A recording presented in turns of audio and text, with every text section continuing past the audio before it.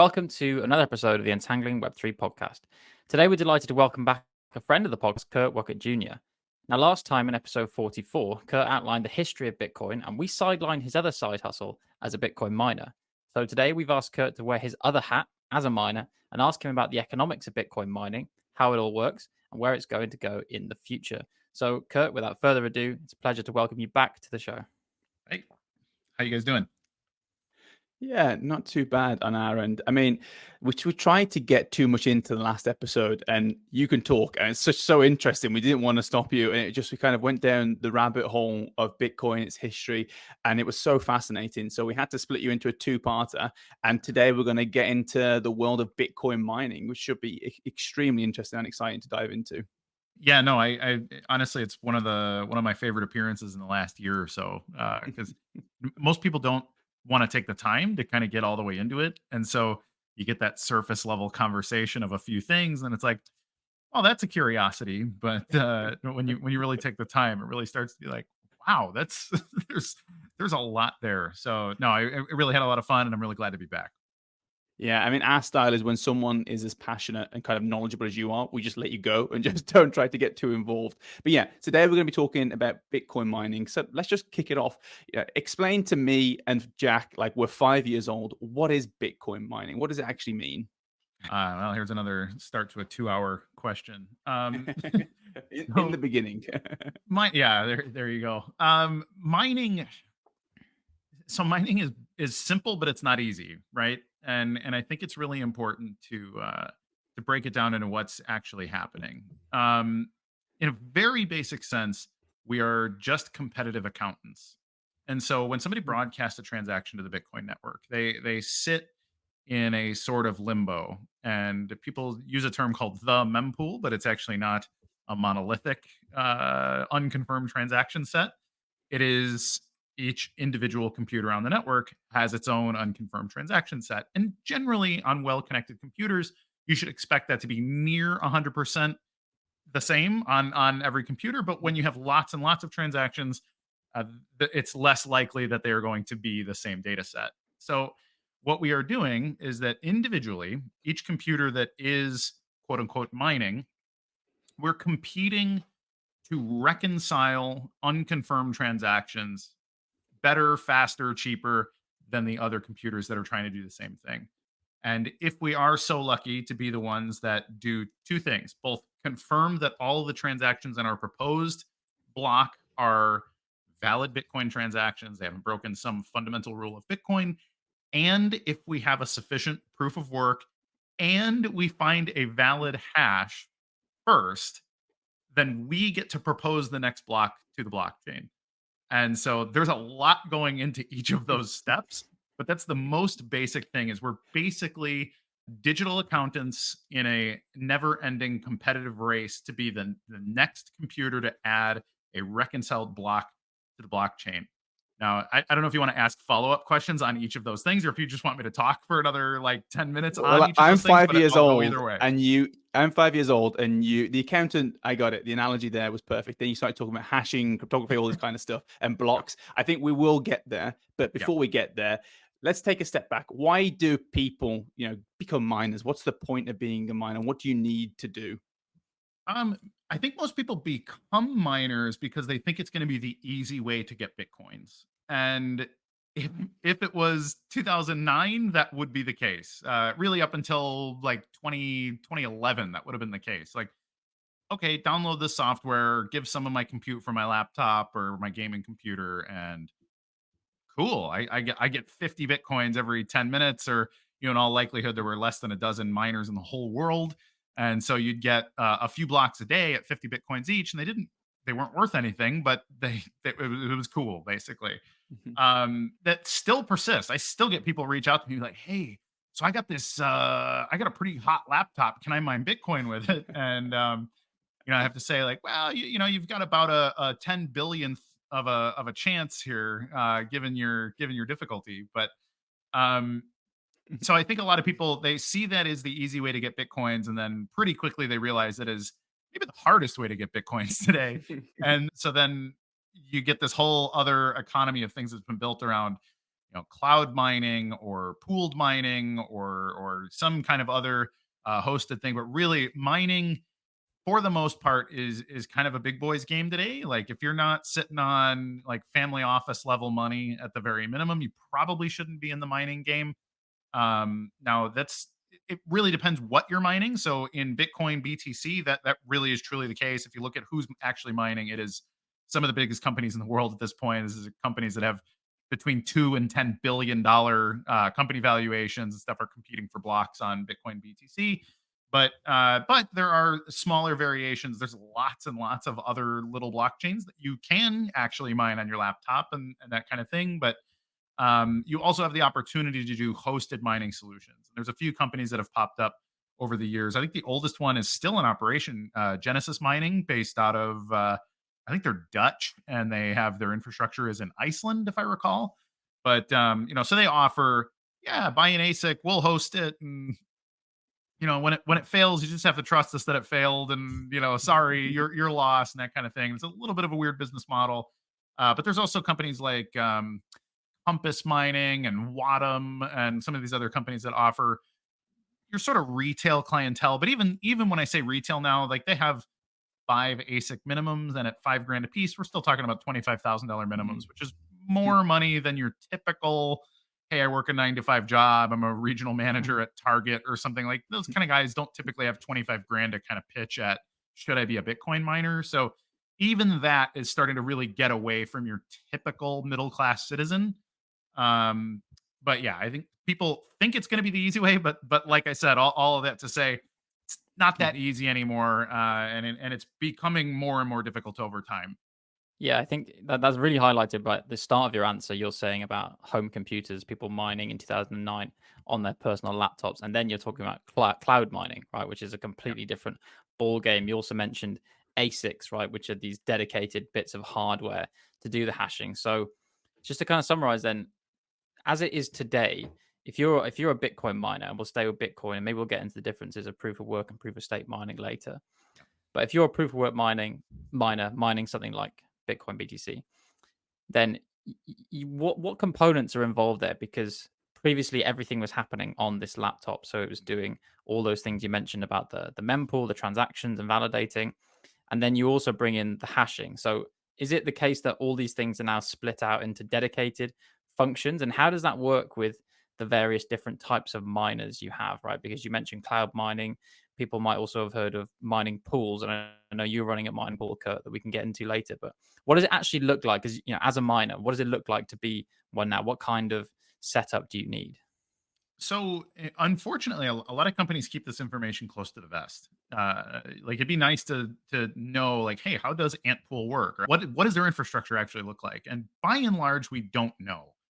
I can speak from my experience, where essentially what we do is we're running what is monolithic node infrastructure. So that's a Bitcoin node is basically doing this giant bucket of validating transactions, and it's listening to the peer-to-peer network. It's receiving incoming and outgoing transaction data and whatever other data is over this network, trying to figure out what it's supposed to do. It's trying to stay in consensus. It's checking all the stuff that a Bitcoin node should do. And then there's this one aspect of mining that has been specialized out and broken out, and that is the hashing. Now, hashing is it's funny because this is the part where capitalism has really taken over in Bitcoin. And I think that eventually all of these other node functions will also be broken out and specialized as well. But hashing broke out, I think it was 2012 or 13, basically, that the Chinese created ASIC. So this is a very specific, it does one thing. It just looks for SHA-256 hashes very, very efficiently, and it is extremely inefficient at every other possible thing. And so what it does is it's going through a table of hashes, and it's doing a guess and check. It is simply saying, is it this hash? Yes or no? And if the answer is yes, it proposes it to the network and says, hey, I found the valid hash. Did I find it first? And if the answer is no, it just checks the next one in line. So in computing, you might call this a brute force tool. So it is just guess and check. That is literally all it's doing. Now, the reasons it does that are economic. It's a game theory thing. And there's been probably 1 million hours of podcasts and books written about why proof of work, and is it the greatest idea that was ever invented, or is it extremely wasteful, bad for the environment, whatever else. But we can get more into those specific details soon. But that's the really interesting thing, that what we saw the incentives of Bitcoin do with what's called the block subsidy. These are the quote unquote free Bitcoins that are given to people that successfully build blocks on the chain. You get this block subsidy. It was 50 at the beginning of Bitcoin. It cuts in half every 210,000 blocks, roughly 4 years. Today we're in the 3 1/8 era of Bitcoin. And so every block, if you successfully mine that block, you get 3 1/8 Bitcoins per block. And that's your incentive to mine, or it's 99.9% of your incentive to mine. There's also those piddly little transaction fees that create that added incentive. But what's actually going on is you can run your Bitcoin node that is doing most of the computational work on Bitcoin itself, and that actually really can run on a laptop in most situations. Mostly, you just want to have a pretty good internet connection if you're proposing blocks quickly, but that can be a very basic computer. You could run that out of your home if you have gigabit in Ethernet, and you're in a first world country, and you can buy the kind of computer that you buy modern at Best Buy. You could sufficiently run a pool and build blocks off of that computer. But your hashing operation is world class data center. In some cases, in warehouses that you cannot see from one end to the other, and you need to take a golf cart across the building, and just a tremendous amount of electrical and networking equipment. And these are massive industrial buildings. So there's a huge dichotomy in what we see with, hey, there's an incentive to do this particularly well, and then you see what comes of that. And then in BTC specifically, it's like, we're going to remove that incentive to scale this thing. We're going to try to we're going to keep this small, and like, wouldn't you know it, you could actually run it on an HP laptop. And so that's what that looks like in a very basic sense. And there's a lot of little details that go into, well, why would you do it one way versus another? And again, some of that is proprietary. Your big pools are not telling you what their stack looks like, because it's part of their competitive advantage against the other big global pools. That makes sense. And I think you've touched on a few different topics there that I'd like to jump into in more detail. So one is the idea of, I think someone explained like Bitcoin, or one of the main benefits of Bitcoin to me, in really kind of layman terms, as previously we had trust in entities. Everything online was around trust in entities, people stamping us, knowing the brands, all this kind of stuff. And one of the things that Bitcoin did was really remove that trust in entities and moved it to a trust in hash or compute. And then, like you say, because of that, there's been an absolute kind of battle to see who can provide the most hash, the most compute, to be the most trusted, and the person that's getting the most transactions on Bitcoin. But then, like you say, it's kind of hard to get into that space because they're dominated by these big players that are like billion-dollar companies right now. So then, like, we look at alternatives that are out there, and like a big movement in the last few years has been this idea of moving away from proof of work on some networks and moving towards proof of stake. And take Ethereum, for example, they have tens of thousands of what they call validators, no longer miners, because miners isn't maybe the sexy word anymore. Like, what's your take on that? How does that differ? What does that mean for the networks? Do you think it's like a feasible thing to push forward? What are the advantages, disadvantages? So, like a lot of things, the actual issue is more philosophical than it is technical. You get a lot of people that want to turn everything into a technical conversation and say, well, the math says, and it's not really that kind of thing. So the actual problem that proof of work solves goes back way before Bitcoin, about 20 years before Bitcoin, and it's kind of the problem with spam and spam email, just junk. Basically, what is junk data? For people who don't know, there's something like 10 trillion emails a day are sent around the internet. Like, it's an absurd amount of stuff, but over 90% of it is garbage. It's stuff that you not only won't read, but you don't want to read, and you don't want to sift through. And so there were a few people that worked on this issue starting in the 90s. You had Moni Naor and Cynthia Dwark, who wrote, I think, the first proof of work white paper. They're both computer scientists.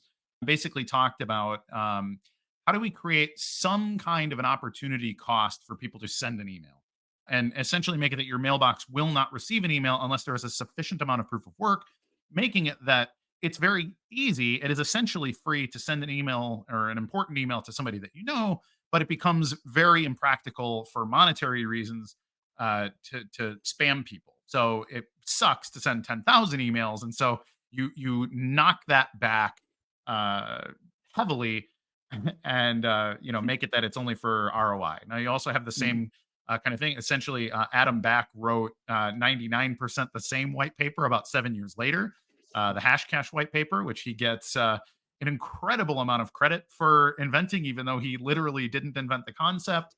And then the first practical application of this was actually written by Hal Finney, who we know worked with Satoshi Nakamoto in Bitcoin. Looks like the first week of Bitcoin launching, Hal Finney definitely was involved. There's been some theory and speculation that maybe he is Satoshi Nakamoto, and or maybe worked with Satoshi before Bitcoin was launched, and whatever. So we don't really know. Hal died a number of years ago.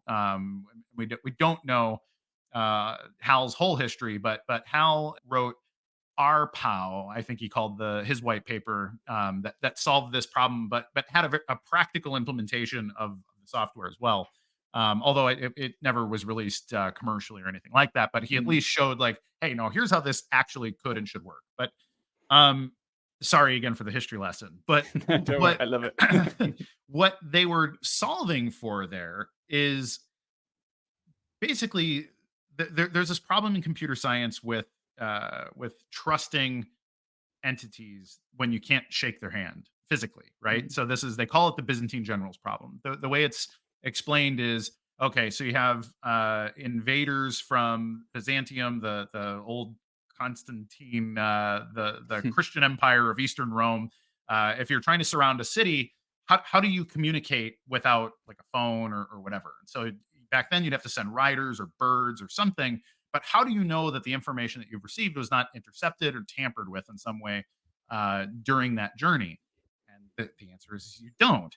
And so it's the same as the email issue. So how do I make it that I only get the email that I want to get? And so you make it that you only will receive information if it has sufficient proof of work. So if somebody is willing to do this absurd thing, it's like the secret handshake a little bit. So it's like, you and I are speaking on opposite sides of the Atlantic Ocean right now, and we trust that our internet connection is secure. We're not being monitored by the NSA, even though we probably are. And then, some of these other things here. But what if we had, a secret, like we do some special winking and blinking here, so we know that, like, okay, now I'm actually telling you the truth right now, and that's our secret code that we have shared previously that has not been said over a communication channel, and therefore, when we see the secret signal, okay, this is trustworthy information, and I should presume everything that happened before it was a lie.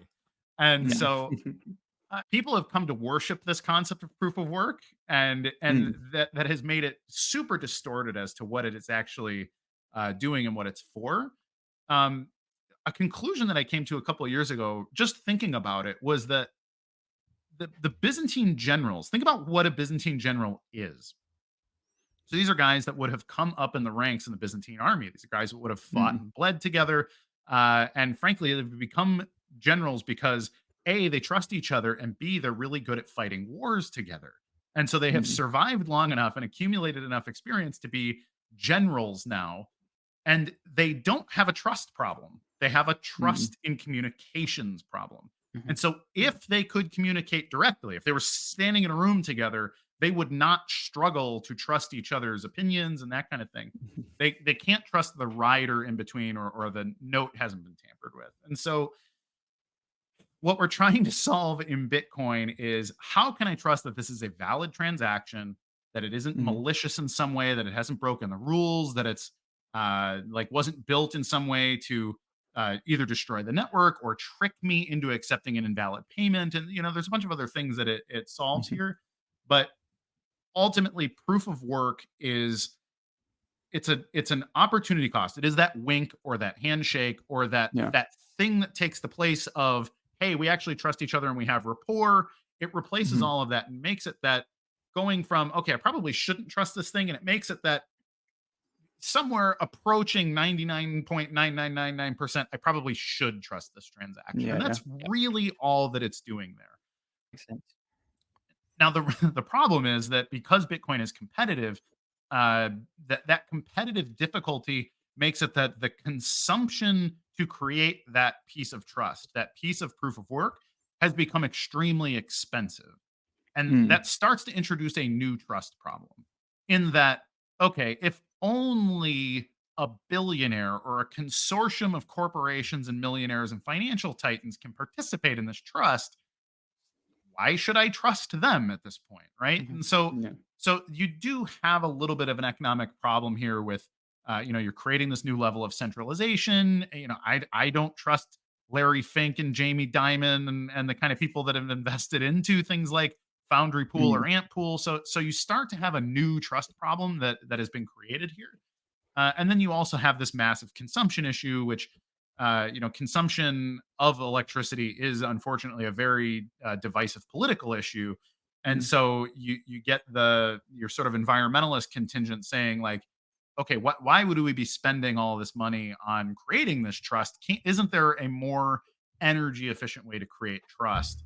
And so they've created proof of stake. Now, what proof of stake does is instead of burning a ton of energy to convey a trustworthy message, it is simply, you should trust my message based on how much of the asset that I hold. And it's much more easy from an energy consumption level, but that also has its own trust issues because just because you're rich doesn't mean we should trust you. It's actually the same problem we have with trusting a giant pool. Is like, well, which cabal of bankers own this pool, right? And it's the same thing. It's which cabal of bankers own these Ethereum validators. And so we actually did solve this problem with Bitcoin. Bitcoin solved the problem, but it created a spillover effect of new problems that we need to solve. And those solutions probably aren't technological. And I think I said it 20 minutes ago, but most problems are social. And so if we can simplify a problem and solution and make it that people can understand, okay, what is the trust model? And what is my risk model? Because again, we're just trying to be better than previous things. It doesn't have to be perfect. And I think this is actually why we have 20,000 blockchains that all do very slight variations of what the other one does, because well, that blockchain isn't perfect, and damn it, I'm going to build a perfect one.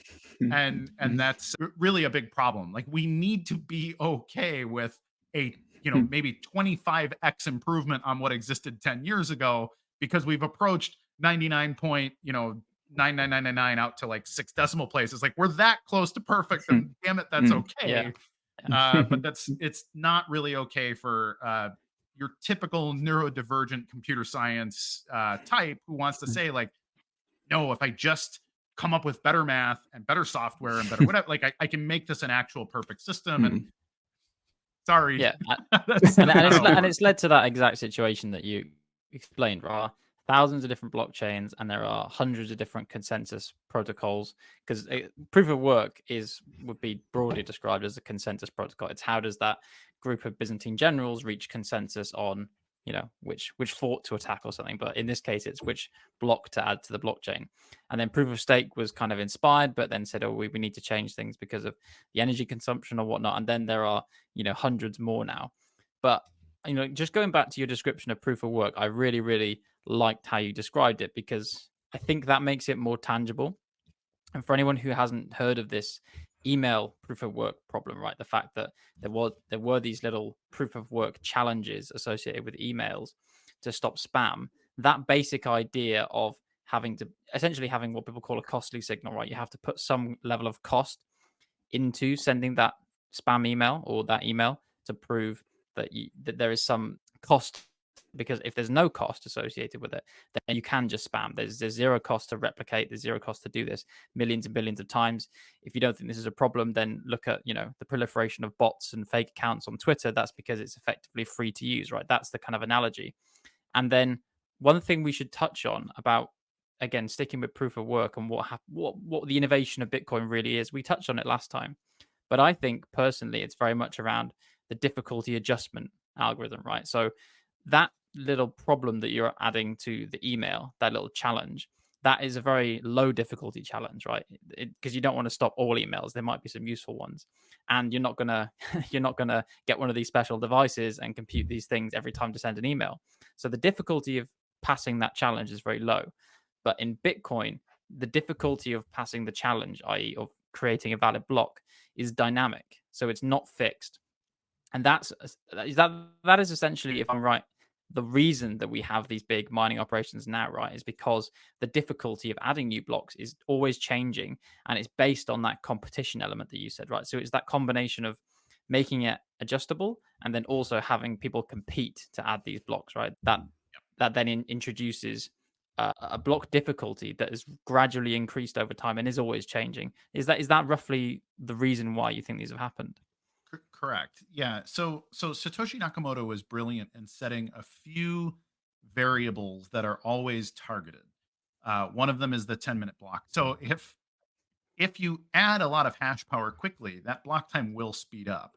But when it speeds up, the network is designed to raise the difficulty of building blocks such that it achieves an average of 10 minutes at any difficulty. So even if you added all of the compute in the world to Bitcoin, there would be some time where blocks would be fast, but the difficulty would change, and it would slow that block time back to 10 minutes. So it's always trying to achieve that 10-minute window.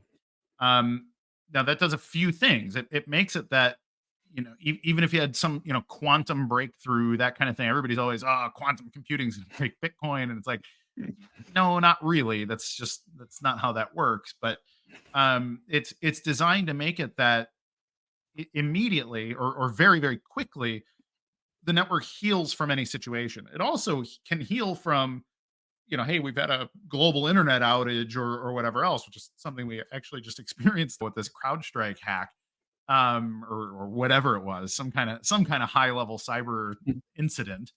And yeah, so I mean, let's say half the hash power in the world is kicked offline for some reason. Well, all of a sudden blocks will be slow for a little while, but then difficulty will adjust down sufficiently such that your block time comes back to a 10-minute average. And so Satoshi Nakamoto gave us a very smooth and predictable function here that you can always assume that it's roughly 10 minutes between blocks, except under extreme circumstances. But those extreme circumstances basically can't be permanent. They will adjust. It is self-healing, and then ultimately that's part of the brilliance. But then there's also the fact that you also have this constant arms race, which we're kind of seeing the fallout on. ASICs have gotten exponentially more efficient over time, but one of the weird things that has happened is that difficulty has heavily outpaced profitability for a very long time. We are mining right now at about a 7-year low in profitability because miners are able to make money doing all kinds of other things because they are consuming so much energy that they've created this proximity to the energy sector that allows them to make big deals with very big energy companies, which is an old money industry. So they're very tightly integrated into lots of other things. So one of the ways is just simply like carbon offset credits or things like curtailment agreements. Like when you're the biggest consumer of electricity in a county, the power company may pay you not to consume electricity during times of high pressure on the grid. And so so there's lots of weird ways to make money, which means even if Bitcoin is telling you that you should be lowering the difficulty, that you should be turning your miners off, if you've got these other things going on in other aspects of your business, it actually encourages you to keep raising the difficulty because you're making money on all this other stuff. There's a whole other conversation to be had about like publicly traded mining companies that are also, have an incredible amount of stock valuation or venture capital, that kind of thing. Like, hey, I need to hit these hash power targets just to get a new check from Sequoia next quarter and that kind of thing. And it's like, okay, that does throw the balance of Bitcoin's economics off quite a bit, but we're going to see what happens there. I think there is some kind of an inflection point coming, but it's a little bit unprecedented. But there's 2 points that I want to like kind of dial in on there that kind of relate to a question I have. So you've mentioned that Bitcoin is this near perfect, or at least an improvement, a significant improvement on what we had before. But one of the spillover effects is the idea of the hashing power constantly upping, and that requires a lot of energy. So there's this growing sector of society saying that we shouldn't be using all this energy for something that maybe doesn't have as much value as other things. I kind of put myself in the position of, it's not that we shouldn't be using energy, like that's ridiculous. Like we obviously have to continue developing. It's just that everything should have a cost benefit analysis where it's like, okay, how much energy we're using, how much benefit does that create? And you could argue how beneficial is Bitcoin right now with hash power it's using, and that's a whole separate argument. The other thing that you talked about was profitability. People using all this energy, all this hash power, and it not being as profitable, being an absolute low right now. So the combination of those 2 points is, can we use the hash power, this hash power that's just thrown to randomly compute these numbers, for something useful? I know I've seen some things out there, but what have you seen around using the hash power currently that just outputs a hash, using a random nonce? Is there anything that we could use that for in a more useful, profitable manner? This was proposed, and I've heard rumors of other sort of like home compute problems and that kind of thing. The problem is that SHA-256 hashing isn't really valuable for any other reason. So it's good for cryptographically securing something, but you can't turn it into like, hey, what if we use the extra compute for protein folding, or like it doesn't it's not good for that. So there's not really a spillover benefit to the actual compute.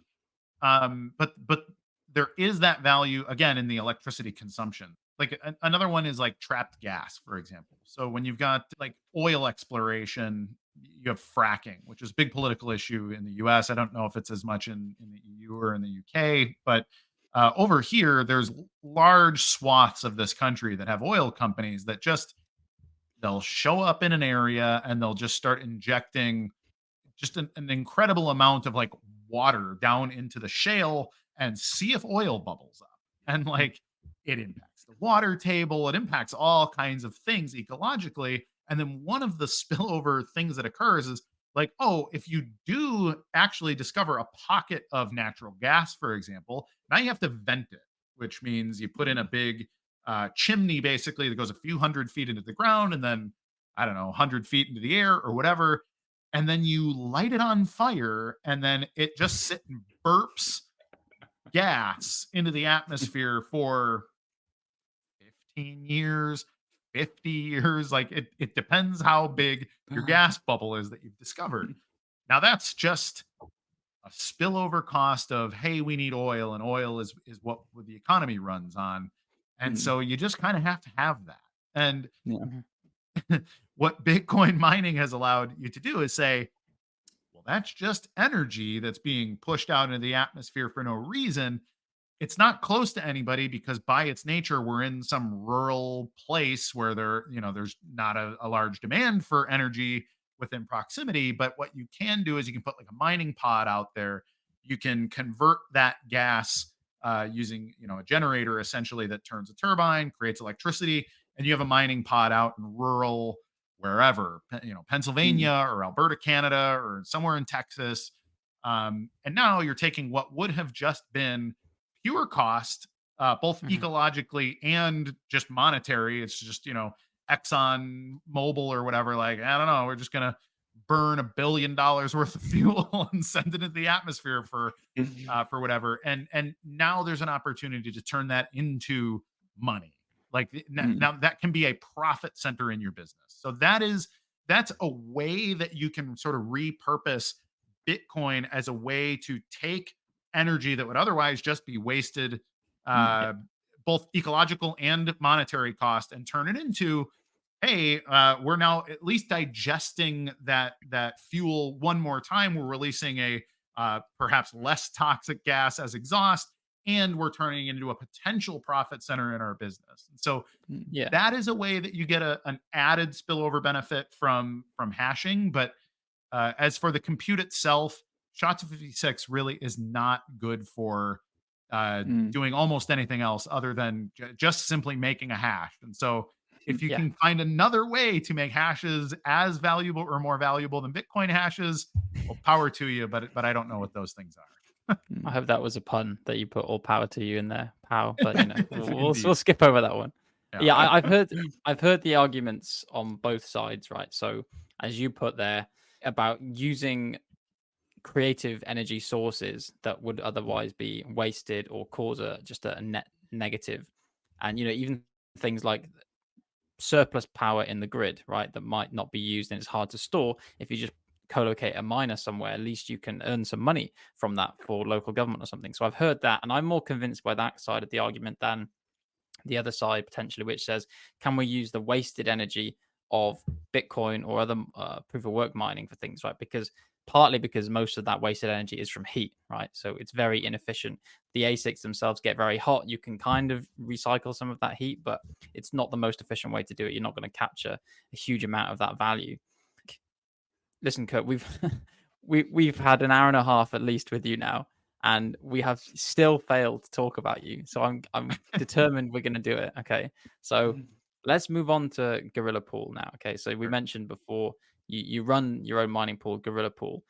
What does the pool mean in Gorilla Pool? Like, what is? Because you've heard this term mining pools. What does that actually mean in practice? How does it differ from a solo mining setup in your eyes? So yeah, when you have hashing and hashing becomes competitive. Now I'm not a trust fund kid, and I never worked at JP Morgan or Goldman Sachs, and so I just never had that much money to get into mining. But when I got into mining in 20, I think it was 13 that I actually started to mine.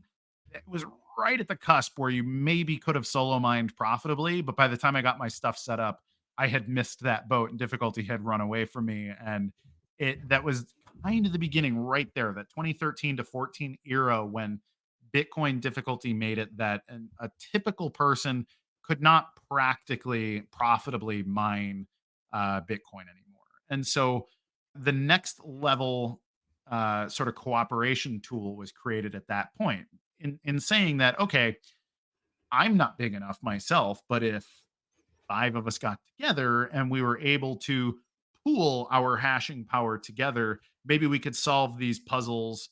Actually, don't ever let me use the word puzzle, because you are not solving a cryptographic puzzle when you That's mine. the oldest trope in the book. You've It fallen is. No, into it. it is old and it's wrong. Like, it is completely fallacious. But yeah, no. So if we can brute force this hash table together as a group, we can share it relative to your contribution. So if I'm 10% of the pool, when we find a block, I get 10% of the reward.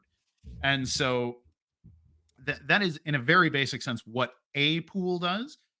Gorilla Pool is a BSV exclusive mining pool. BSV, not all of your audience will know what it is, but it's a derivation of Bitcoin, or a fork is the more typical colloquialism. And basically, it is a competing variant of Bitcoin, and it is also too difficult to solo mine unless you're quite wealthy. And so I created this pool with a couple of my friends in the space, simply because we wanted to have like a community led pool in Bitcoin that was not super corporate. I am not like a IBM suit and tie kind of guy. I wanted to have a basically a meme pool, and so that's what we created. And basically anyone can point their ASIC, or they can rent hash power anywhere they want, or they can build their own industrial size hashing location, and they can point it at Gorilla Pool. We have an open API that allows you to just contribute hash power. In fact, we have a mystery hasher that shows up with about 80 petahash, which is something like $4 or $5 million worth of equipment, and just points it at the pool essentially every night for the last 6 weeks, and which makes me think he's in the Eastern Hemisphere somewhere, because he's trying to hash on us during his daytime. But yeah, they come mine with us, but it's an open pool. Anybody can mine with us, and when we find blocks, you get rewarded your contribution relative to the total size of the pool. And in a very basic sense, that's Gorilla Pool's mining operation. That makes sense. I guess you kind of said earlier that these kind of, when you have these solo miners, these big operations, they keep the cards close to their chest, and we don't really know how to set up. And so I guess it's all about the technology and the efficiency and all this kind of stuff. So what's the USP from like a pooling standpoint? Is your USP compared with other pools that you have like light touch, low friction, anyone can join? And also, what do you mean when you say, they can point hash to you? What's the actual role that the pool plays with that hash? So yeah, we run Bitcoin node infrastructure. So we're doing like validation of transactions. We're collecting unconfirmed transactions into our mempool, and then we're providing extra infrastructure to allow commercial like application builders and stuff to connect and use us as an infrastructure partner. And for that, we build blocks as part of our operation. And so what we're offering that nobody else in BSV is offering is I'm pretty sure we're the only public pool right now. Um, Tal is the largest mining operation. They're I think Canadian-based corporation, but they have hashing operations all over the world themselves. And then there's a few other pool like Mining Dutch is another, which as their name would imply, they are Dutch miners. And then there's a couple others that sort of pop in and pop out and mine on BSV, but we offer a open public pool. So anybody, like, you don't have to give me your information in order to mine BSV with us. You can simply just use our IP address and a simple string that we publish publicly, and you can mine with us. Now, when I say hashing separately, or you can have your own hashing operation, it's literally just us sharing our block candidate and then also our table of hashes. So we have a table that the Bitcoin network gives us in order to look for what I like to call the magic number, but it's literally just a hash with a sufficient amount of leading zeros. So 0000000, then a cryptographic string of random numbers and letters. And if we collectively find that hash together, we build the block. And so you can be anybody. You can be a guy with a 10-year-old ASIC that contributes almost nothing, or you could literally be, Jihan Wu, I think is the CEO of BitDeer, which I think is based in Tennessee today. One of the biggest hashing operations in the country. Like, you can point at Gorilla Pool. It would take you 2 minutes to switch your hashing operations over. You'd be, the biggest. Gorilla Pool would be 99% of hash power if we got all of BitDeer's hash, but that would be a thing that could conceivably happen for anybody with SHA-256 infrastructure. So that's what is typically mining BTC, BCH, and BSV. It's all the same infra, and a number of pools and hashing operations will sort of arbitrage their hash power to chains depending on profitability. This is kind of a way to skirt the difficulty adjustment. Like, hey, I'm not so profitable to mine BTC, so maybe I'll mine BCH right now. And then if the price of BSV spikes suddenly and none of the other ones do, like, all of a sudden you'll see that arbitrage immediately sort of move over, mine profitably over here, and then drives the profitability back down, and then it spreads back out evenly. But there's this constant ebb and flow of like profitability discovery occurring among those chains.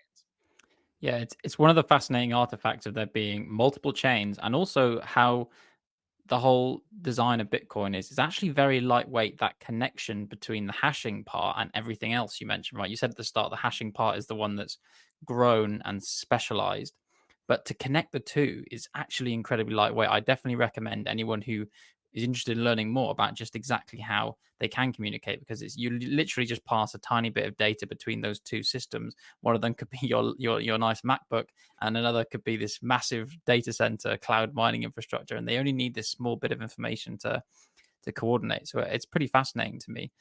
One other thing I think is worth mentioning about Gorilla Pool specifically, actually, from what I've seen, is you're somewhat of a pioneer in mining services, because I've seen you tapping into data services, right? So you said that mining is quite unprofitable right now. And it seems to me you've started looking at what I think is a very untapped revenue source, which is miners are procuring this data set. You're building the blockchain, you're adding blocks. It's an incredibly valuable data set because it's immutable and you get all these benefits of the blockchain. Why aren't people charging for access to certain data on the chain? Why are they not charging for certain indexing services? And then I saw Gorilla Pool, and that's exactly one of the things you guys are offering, right, with Jungle Bus. So can you talk us through that data services aspect? Because I think very few people do acknowledge this, and I think it's really interesting. Yeah. So one of the things, it's funny, you'll get your typical Bitcoin advocate talking about how Bitcoin's the hardest money in the world because it has this halvening every 4 years. And so they're getting more scarce, which is actually both rhetorically and mathematically incorrect terminology. And so they're becoming more rare, but they are also, your coins are disinflationary. So you also get people say Bitcoin's deflationary. It's not. Bitcoin is distributed by inflation, but that rate of inflation goes down every 4 years. And so you get people that are like, well, yeah, so then the price has to go up because demand is perpetual and the asset is increasingly scarce. And it's like, I don't know how many people out there with a lot of money are unaware that that there's only ever going to be 21 million Bitcoins. And so I am not one who believes that at our current like $2 or $3 trillion market cap, that there's just another $20 trillion out there that's going to push Bitcoin to $1 million a coin just because. So what I think Satoshi actually intended with his design of the system is that the halvening is it's like a guillotine hanging over your head that chops down by half every 4 years. And the only way to pull your head out of that guillotine is to find ways to monetize Bitcoin that aren't the subsidy. That block reward that we get every 10 minutes and that cuts in half every 4 years.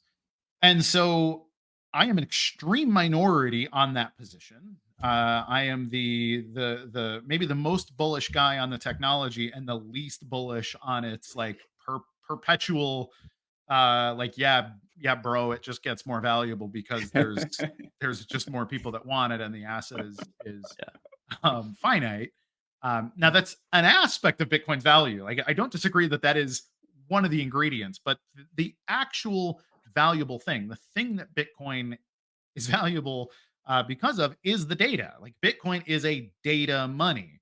Andreas Antonopoulos used to call it the internet of money, and he wrote a whole book about, hey, it's valuable because of all these things about data and money that when you integrate them, they become more valuable. And so I've said a number of times in public that data it's the most valuable asset in the world today. And it's the most undervalued asset in the world today at the same time. So no other asset gets more valuable as more of it's created. But data is that, because the data becomes more profound and it becomes more sophisticated, and it just continues to add resolution to our lives as you get more data. And so that means there's an incredible opportunity for the monetization of data.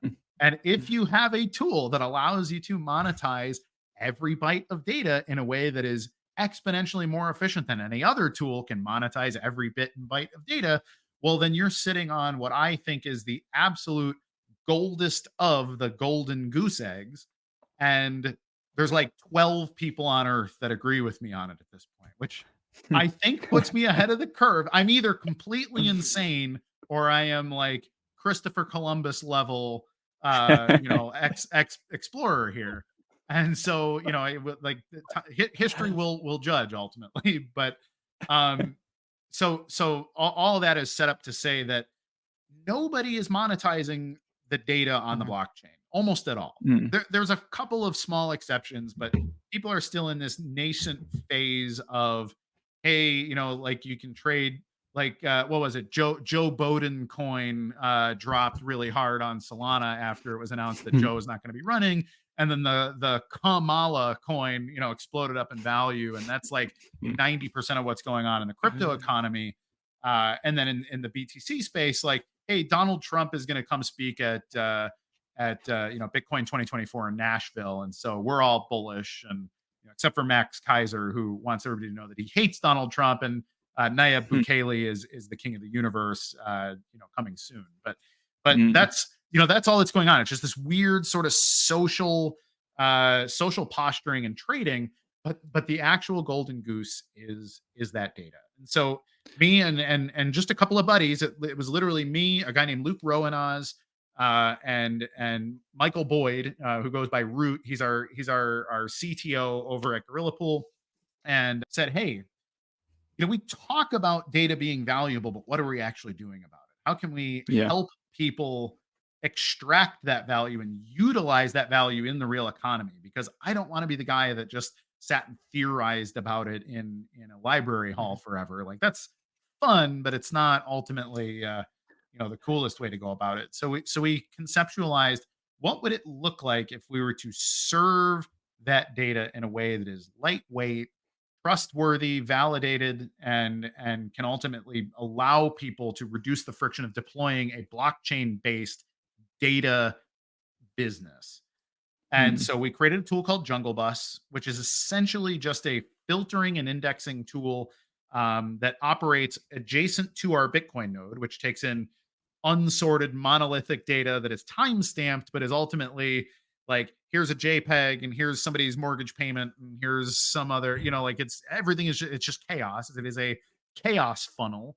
And at the bottom of that funnel, Jungle Bus sorts things by listening to, hey, what are 20 or 30 things that people are using typically that we can filter out by and say, okay, this is stable coin, or this is just a simple payment, or this is some kind of NFT, or whatever else, and then allow people to subscribe to just the data they want, and then we serve it in like an ISP model.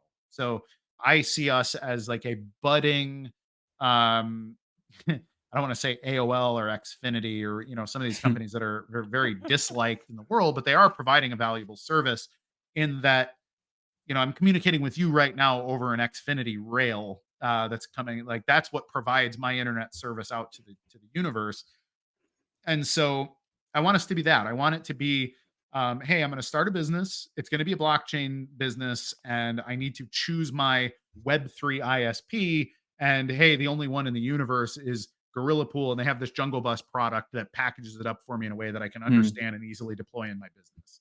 I mean, there's so much value to that. Like, I think it's so obvious. And I think it kind of what I've been seeing in the headlines a lot recently in major kind of news articles around AI. And obviously, everyone's talking about AI, but the lack of quality data in AI, and more models are trying to use less and less high quality data. And I think not only is this going to be an obvious thing for people, for entities, but training AI models going forward is going to need this high quality authenticated Big time. data, and being able to attach value to the exchange of data, which is something I think is severely underutilized in blockchains generally, is going to be a whole economy. I think you're definitely, you and your 11 disciples, whatever it is, are going to be ahead of the curve in this stuff. And I think that's definitely a huge opportunity going forward.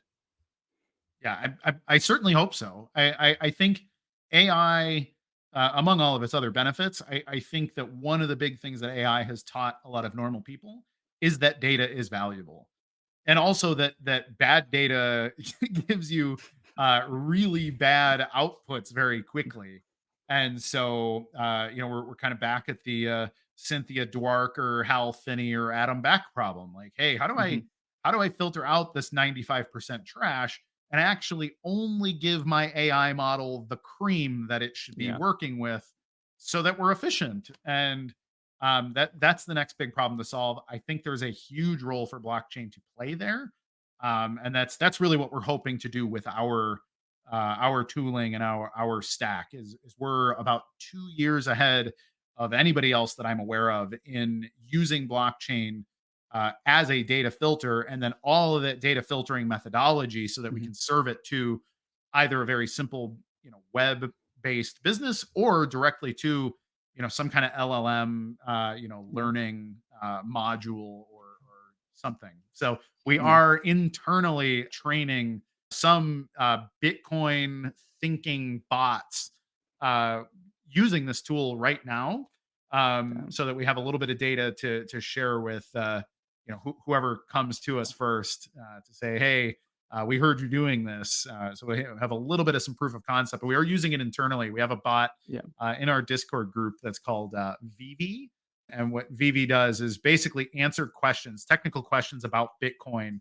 And it can be, as complex as, how to build very unorthodox Bitcoin transaction types, or it can be as Yeah. simple as like, hey, what day did the Bitcoin white paper come out? And Hmm. those kind of things can be answered very effectively by Vivi, or at least will be able to, because we are currently training Vivi on the Damn. information we're feeding. That's very cool. I think, like I say, AI has so.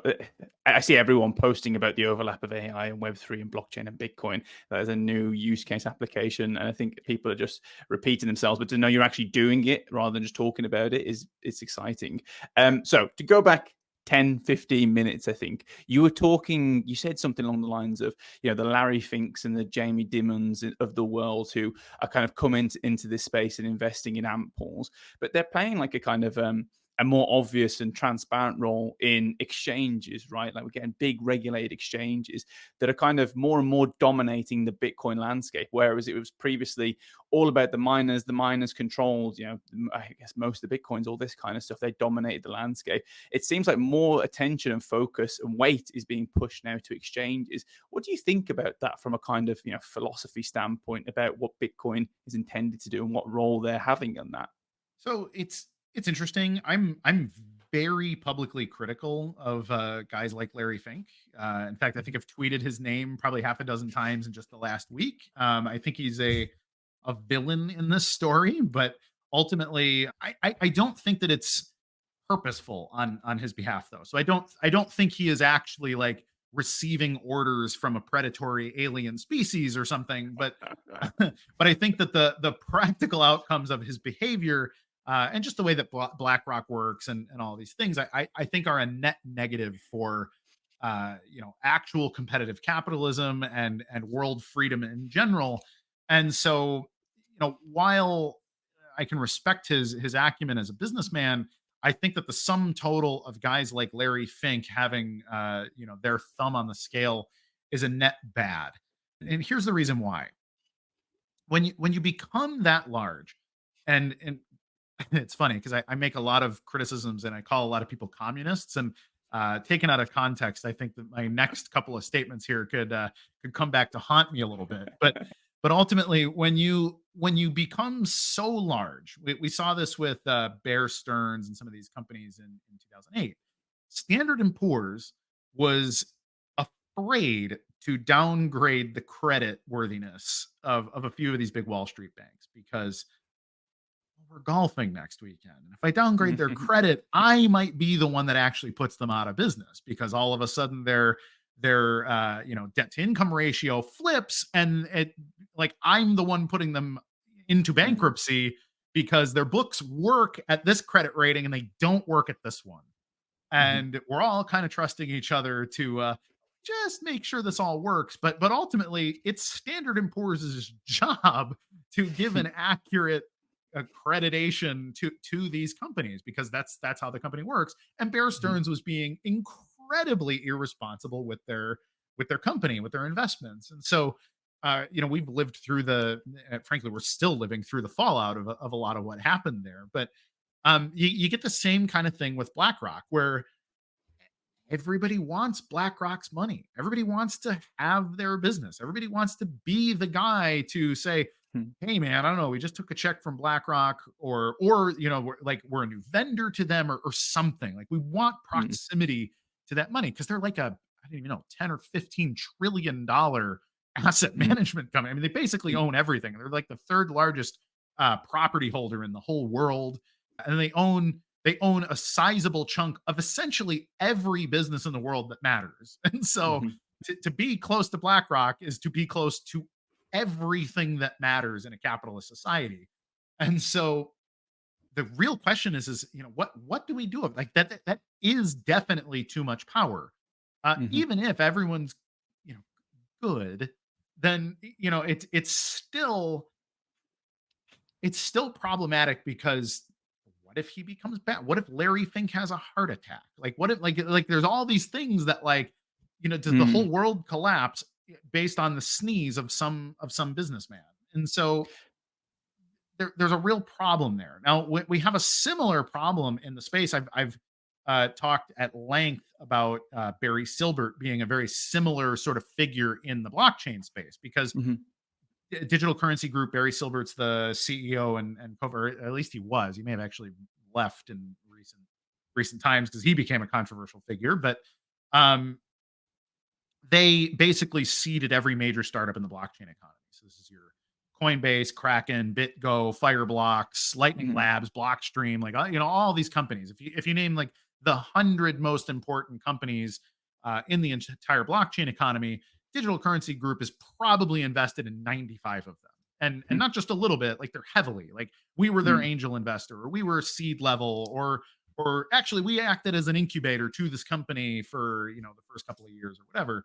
And so you kind of have this problem of, yeah, it looks like Kraken and Coinbase are two competing entities, but in reality, the CEOs of both companies went to Yeah. high school together, and they're both part of a bigger portfolio, and they all golf together, and they all ultimately, hey guys, we're broke. Can you front us some money for the week, and we'll pay it back under the table. Everything's going to be fine. So it's a little bit like that relationship between Bear Stearns and Standard and Poor's in 2008, where Yeah. Yeah. nobody's actually doing their job. Nobody's actually competing. And the only people who know that this is working are the like 10 or 15 people that are kind of running the entire economy over there. Now, you would think that a regulator would be the solution to this because regulators are also supposed to do their jobs. But as we've seen, the New York Attorney General's office a few years ago slapped iFinX Tether Corporation on the wrist for like $15 million because they proved that they were fraudulently running their company, that their books weren't real, like all these things that like would probably put someone like me in prison. But in Tether's case was like, oh well, pay a $15 million fine, which is 1 hour's worth of profit for a company like that. And so you get that kind of thing. Or you have Gary Gensler, who has come under fire as like the worst SEC chairman that's ever existed or whatever, because he's kind of picking winners and losers, but it looks like maybe everyone was in his pocket. Like maybe Ripple was paying him under the table. Maybe the Ethereum Foundation was paying him under the table. Maybe all of these entities are actually just paying Gary Gensler to help choose winners and losers. And that's its own whole massive bag of problems.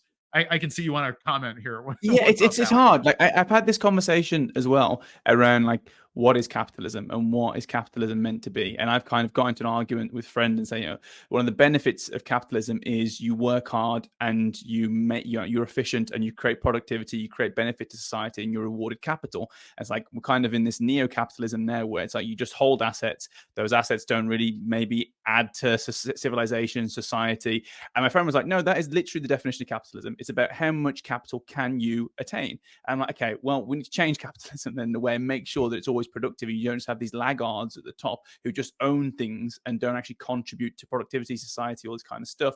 And it's really tricky because then, like you say, it starts to go, okay, well, how do we regulate? How do we become more heavy touch? All these kind of things. And this is a tech podcast, not a political podcast, but it always borders on this stuff.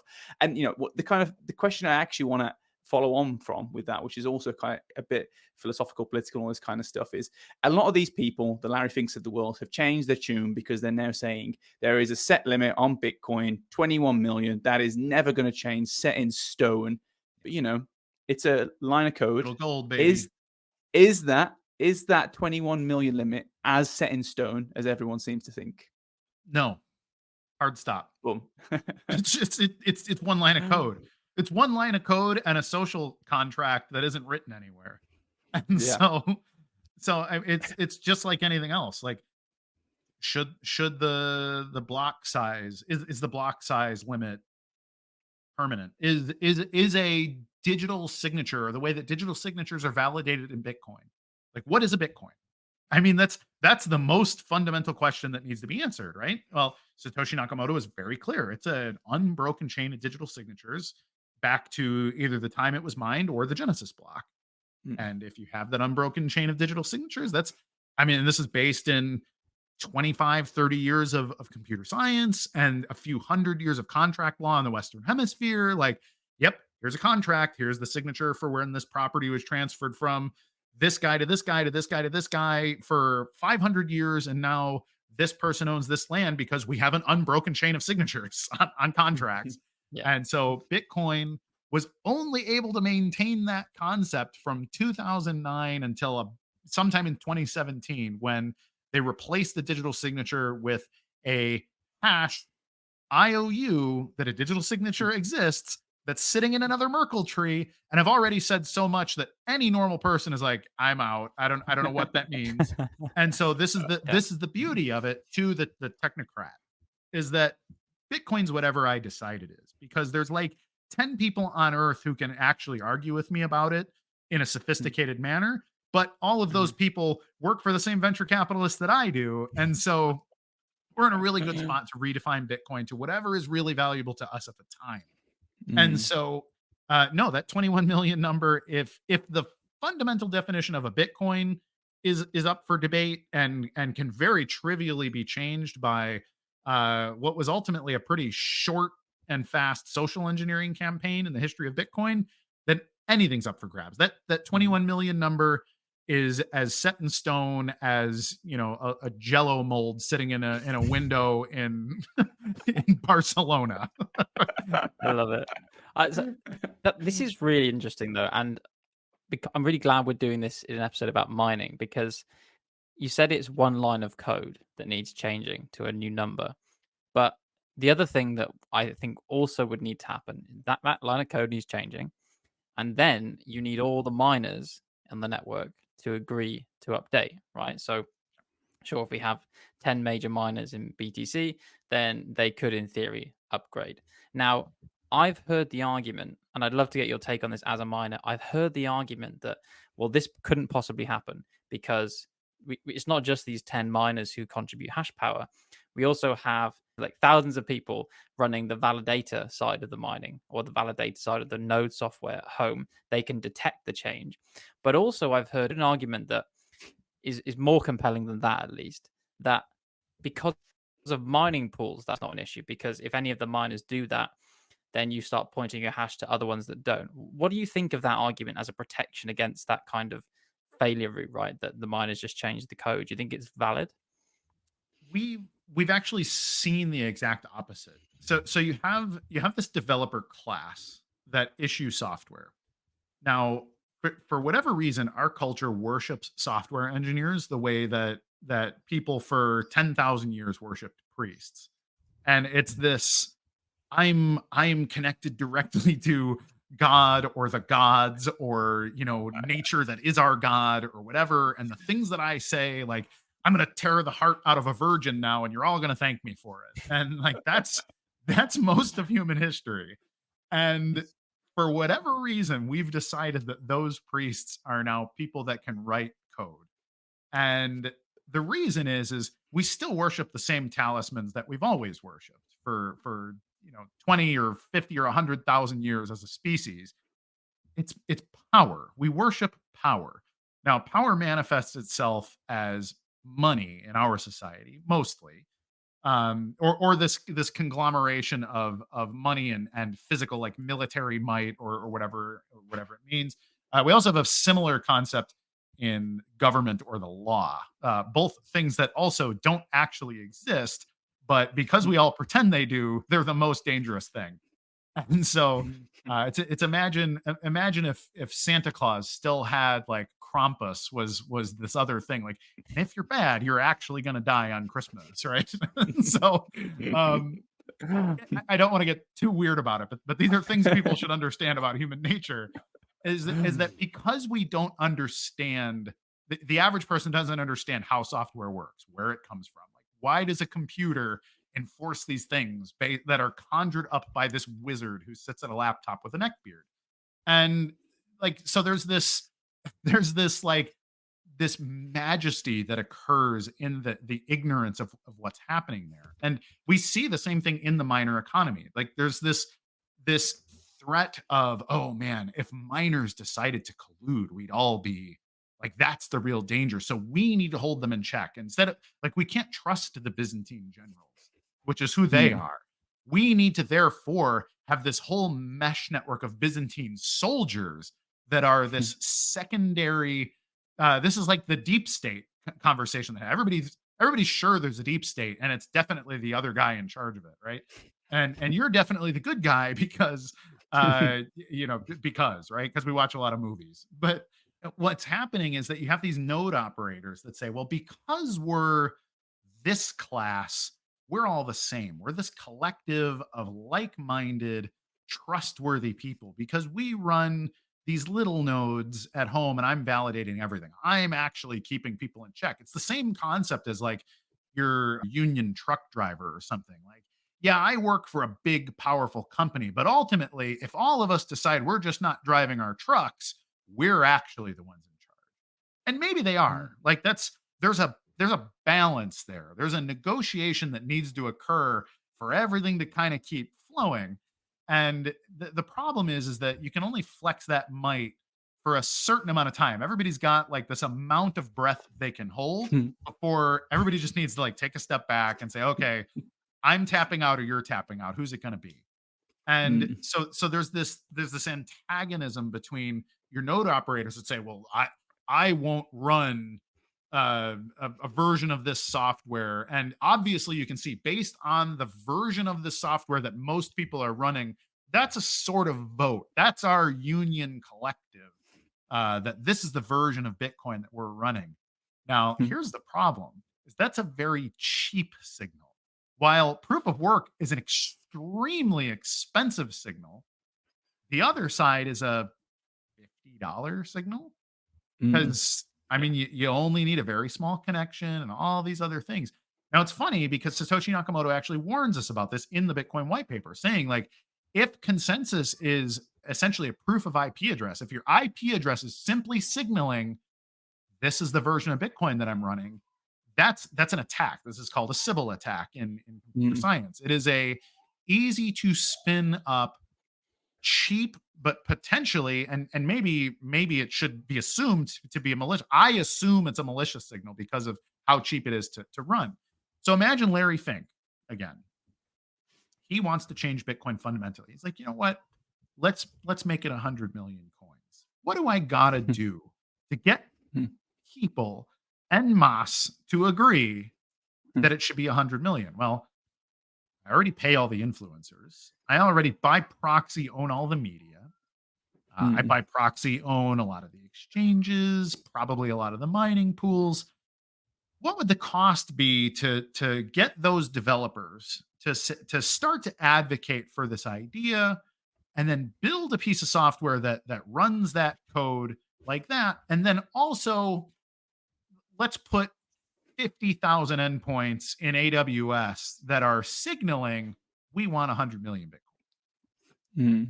I mean, that's a few $1 million to invest in something. That's something prohibitively expensive for me to try to pay to social engineer onto Bitcoin. But for somebody like Larry Fink, that's a rounding error in the the asymmetric part of the portfolio, right? And so for them, it's like, yeah, let's do that. Let's just make that happen. And I have argued at length that that's actually what happened in 2017 to push over like the segregated witness change and some of these other more controversial changes in Bitcoin that occurred in that era, because they voted with their nodes. And sorry, there was no identity on most of those nodes that voted with their software to activate that change. And so I have to assume that some percentage, and probably a sizable percentage of those, were just the same interested parties creating a false signal and saying, we all vote for this change. And the we is a nebulous black box that nobody will ever see inside. Maybe it was one guy. Probably not one guy, but I think it was a very small, collusive collective of people saying, we're running this version of the software and this version of the software is Bitcoin. And then we also have a lot of actual history of mining pools. So we have like Ant Pool in China and Via BTC and some of these other people saying, look, we really didn't want a SegWit upgrade, but ultimately we don't have an independent group of developers. We're just going to trust what Bitcoin Core tells us to trust. We're going to run the reference client. When they tell us to update, we're going to update because we're not experts. And the wizard priests that make the Bitcoin Core software, we're just going to trust them. We don't want to start a splinter group or a revolution. And they kind of did with Bitcoin Cash, which was supported by Ant Pool and some of these other things. Like they kind of did a 2-chain experiment to sort of see how this would play out. But that was about the worst way to have a revolution. And, ultimately we've seen that doesn't work very well for anybody. And that's kind of where we're at. I think it's important to have these conversations because there's so many people that, like you say, aren't necessarily kind of completely familiar with the space and they take these things for granted. And as like you say, the Larry Finks of the world saying 21 million, they can never be more. It's an absolute hard set. And you're right to say, that's not true. It is a line of code. And obviously we're saying right now that there's so many reasons why someone wouldn't change that, right? It's like one of the assumed pillars that if someone were to change that, it would cripple the price overnight, like have so many ramifications. It's very unlikely that most of the miners would sign up to that. But, it could happen, right? It is possible. So it's not an absolute set in stone pillar, and we're coming to the closing sections. This has been epic, as we knew it would be. Usually we ask in one sentence, what is Web3 to you? But because we've got, the Bitcoin historian on, last time we asked, what is Bitcoin to you? What I want to ask for the first question is, and in one sentence, which I know it might be tricky for you, Kurt, is what do you think the future of Bitcoin is? I'm gonna quote Satoshi Nakamoto. So I'm gonna paraphrase Satoshi Nakamoto. He was asked what Bitcoin will look like. I think in 10 years or something like that, 20 years. I don't remember the time frame, but he said basically there will be millions of transactions or there will be zero, and it's a binary outcome for Bitcoin. Either everybody uses it because it creates an incredible amount of value because you used it, or people will cease to use it because it doesn't do what they thought it was going to do. Right now, everybody thinks it's going to make them rich because they did nothing with it. And that's got a whole host of problems with it, in my opinion. But if we don't make that pivot, and if we don't figure out how to make our jobs 10x more profitable or whatever, if we don't find a way to 10x our lives with Bitcoin, it will go away. So it's either, I think I'm going to sort of re-say what I said the last time. It's Bitcoin's either going to be integrated with everything or it's going to be integrated with nothing. It's going to cease to be, or it will be everything. So it's all or nothing. That's powerful. I like that. And the second question. So we asked you last time to choose anyone dead, alive to sit down and discuss Bitcoin with. You chose John Calvin, right, the French theologian, just to make it a bit more relevant and real time for our audience. If you could choose anyone alive today, who would it be? Apart from us, obviously, Kurt. You're not allowed to say us. That's fine. Yeah, Mark, this is my dream come true to be on this show right now. It's hard to say because I've actually had some interesting sit downs with a lot of people who are powerful and influential, and I wonder what it would be like to sit and talk to someone like an Elon Musk or somebody. And I think there are a lot of people like that who would sort of be easy to say, like, if I had an hour with him, I'd fix everything, that kind of thing. And I actually think that's really kind of nonsense. I think it's funny. I've even talked to with Peter Schiff and got him to see the light on a couple of things, but what was the fruit of any of that, right? It just is still just goes back on Twitter the next day to talk about how Bitcoin's for idiots.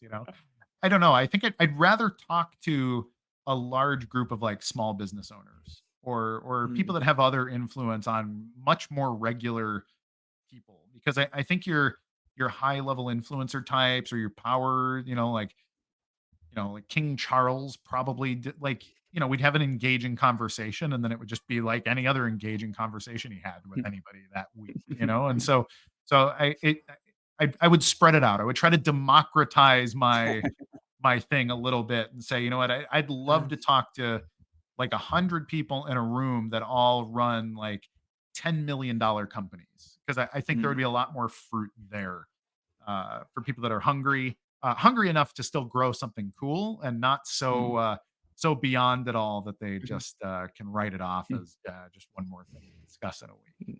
Nice. I love that answer. This is the first time we've had more than one person, I think, explicitly named, but I feel like that also might be one of the more feasible ones we could, fingers crossed, arrange for you one day. If we get big enough, maybe we can make that dinner table happen. But again, thank you so much, Kurt. It's been a huge pleasure for both of us to have you back on the show. I'm sure it won't be the last time, and I'm very pleased that we got to talk a bit more about you today and your story, what you're doing with Gorilla Pool. So yeah, thank you so much for being on, and to our audience, wherever you may be, join us next time to untangle a little more Web3.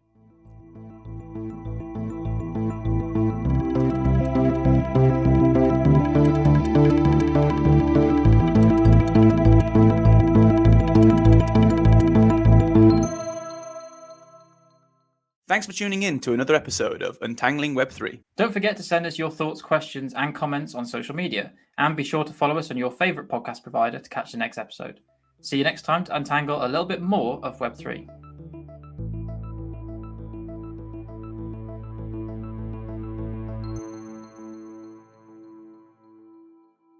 The views we express here are our own and do not reflect the views of our employers.